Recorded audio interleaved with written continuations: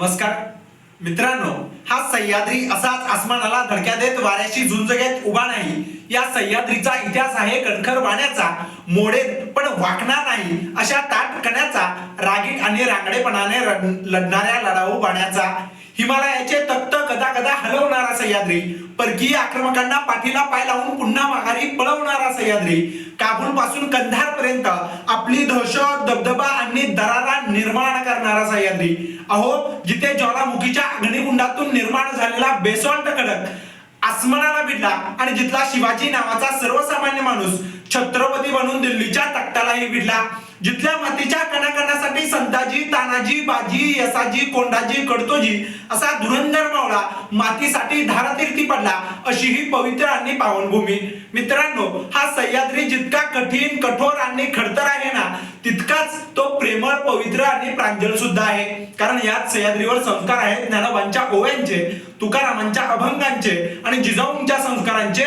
त्यामुळं या महाराष्ट्राची संस्कृती इतकी व्यापक झाली आहे की ती छत्रपती शिवाजी महाराजांच्या तलवारीपासून बाबासाहेबांच्या लेखणीपर्यंत व्यापली आहे. ती इतकी व्यापक झाली आहे की ती महात्मा फुलेंच्या समतेपासून ते शाहू महाराजांच्या ममतेपर्यंत व्यापली आहे. आणि याच व्यापक अशा संस्कृतीतल्या व्यापक अशा राजावर बोलण्यासाठी उभा आहे. नमस्कार, मी सत्य अजय दिलीप. आज विषय बोलतोय छत्रपती शिवाजी महाराज. मित्रांनो, हा विषय मांडत असताना सगळ्यात पहिल्यांदा छत्रपती शिवाजी महाराज नेमकं कोण होते हे सांगणं मला गरजेचं वाटायला लागतं. सगळ्यात पहिल्यांदा या जगाच्या इतिहासात राजे, महाराजे, सम्राट म्हणून अनेकांचा गौरव झाला आणि यापुढेही होत राहील. जगजत्या सिकंदरच्या नावापुढेही सिकंदर महान अशीच उपाधी लावण्यात येते. परंतु जगाच्या इतिहासात छत्रपती ही पदवी एकाच माणसाला, सर्वसामान्य रयतेकडून दिली गेली. तो माणूस म्हणजे राजा शिवछत्रपती. अरे, गुलामगिरीच्या रखरखत्या वाळवंटात जन्माला येऊन सुद्धा, त्या रखरखत्या वाळवंटात सुद्धा स्वातंत्र्याचा महासागर निर्माण करणारा,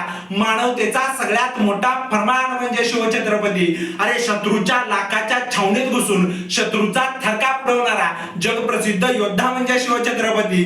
तर बेभान पसरलेल्या सागराला आपल्या विलक्षण बुद्धीने लगाम घालणारा, डच, इंग्रज, पोर्तुगीजांचा कर्दनकार आणि the father of Indian navy म्हणून ओळखला जाणारा त्या डच, इंग्रज, पोर्तुगीजांचा कर्दनकार म्हणजे शिवछत्रपती. शिवछत्रपती म्हणजे कोण? तर महाराष्ट्रातल्या संपूर्ण गड किल्ल्यांचं व्यवस्थापन करून देशातला सगळ्यातला पहिला इंजिनियर, ज्याला आपण स्थापत्य अभियंता असं म्हणतो, जगातला पहिला इंजिनियर म्हणजे राजराज छत्रपती शिवाजी महाराज. या मातीमध्ये, या महाराष्ट्राच्या मातीमध्ये सगळ्यात पहिल्यांदा पाणी अडवा पाणी जिरवा ही योजना राबवणारा सगळ्यात पहिला राजा म्हणजे राजराज छत्रपती शिवाजी महाराज. या देशामध्ये सगळ्यात पहिल्यांदा सतीबंदीचा कायदा करणारा सगळ्यात पहिला राजा म्हणजे राजराज छत्रपती शिवाजी महाराज. याही पुढे जाऊन सांगायचं म्हटलं तर संपूर्ण आशिया खंडामध्ये आपलं स्वतःचं असं नवं नाणं निर्माण करणारा सगळ्यात पहिला राजा म्हणजे राजराज छत्रपती शिवाजी महाराज. छत्रपती शिवाजी महाराज म्हणजे कोण? तर सुरेंद्रनाथ सेन आपल्या the military system of Maratha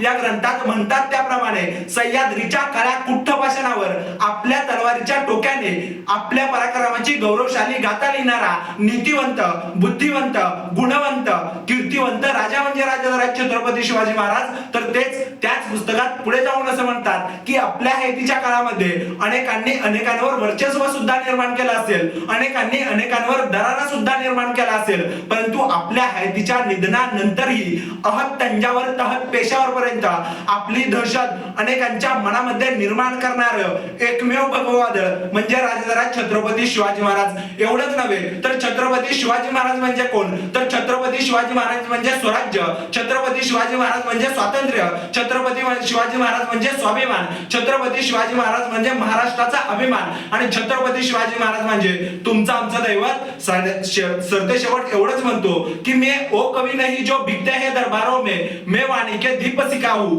अंधियारी चौबारों में, मेरी कलम वचन देती है अंधियारों से लड़ने की, राजमहल के राजमुकुट के आगे तनकर अड्डे की, उसका मर जाना ही अच्छा है जो खुददार नहीं.